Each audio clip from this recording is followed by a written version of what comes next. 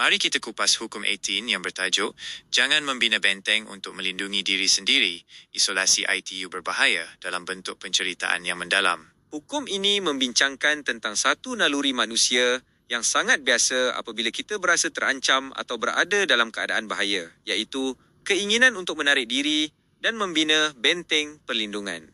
Dalam konteks kuasa, benteng ini boleh jadi dalam bentuk fizikal, seperti mengurung diri, atau secara psikologi dengan memutuskan hubungan dengan orang sekeliling. Namun, bab ini menegaskan bahawa tindakan mengasingkan diri atau isolasi sebenarnya jauh lebih berbahaya daripada ancaman musuh itu sendiri.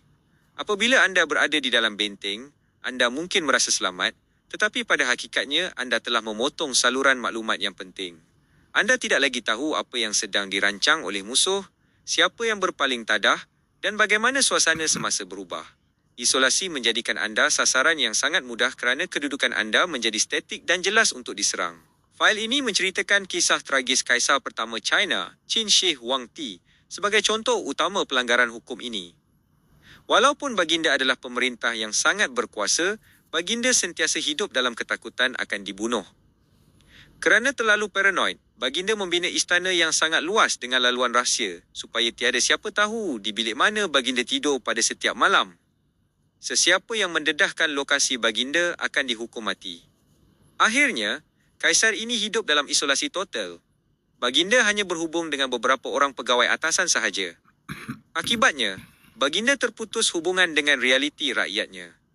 Apabila baginda mangkat dalam salah satu perjalanan, para pegawainya merahsiakan kematiannya selama berbulan-bulan untuk mengekalkan kuasa mereka sendiri, menyebabkan empayar yang dibina dengan susah payah itu runtuh sejurus selepas itu. Isolasi bukan sahaja gagal melindungi nyawanya, malah ia memusnahkan legasinya. Selain itu, bab ini membawa kita melihat kisah seorang pelukis bernama Jacopo da Pontormo. Dia sangat berbakat tetapi mempunyai sifat antisosial yang melampau. Kerana takut idea lukisannya dicuri oleh pesaing seperti Michelangelo, dia menutup seluruh ruang kerjanya dengan dinding dan tirai yang tinggi.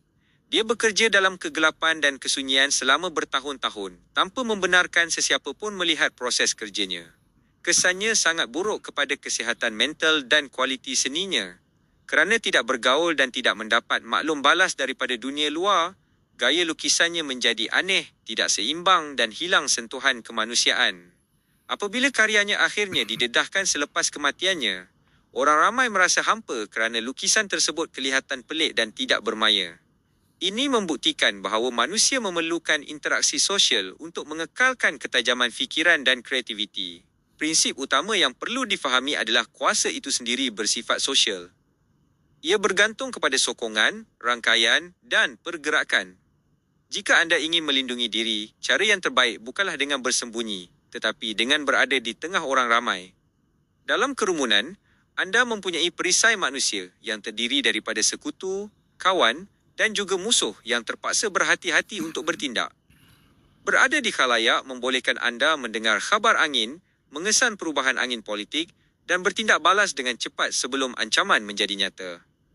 Sebaliknya, orang yang mengasingkan diri akan kelihatan mencolok dan mencurigakan yang akhirnya mengundang lebih banyak serangan. Sebagai kesimpulan, Hukum 18 mengingatkan kita bahawa keselamatan yang sebenar datang daripada fleksibiliti dan keterbukaan.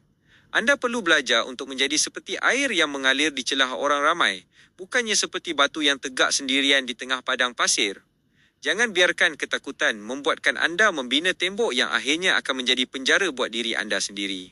Semakin banyak anda bergaul dan menjalin hubungan, semakin kuat benteng halimunan yang melindungi kedudukan anda.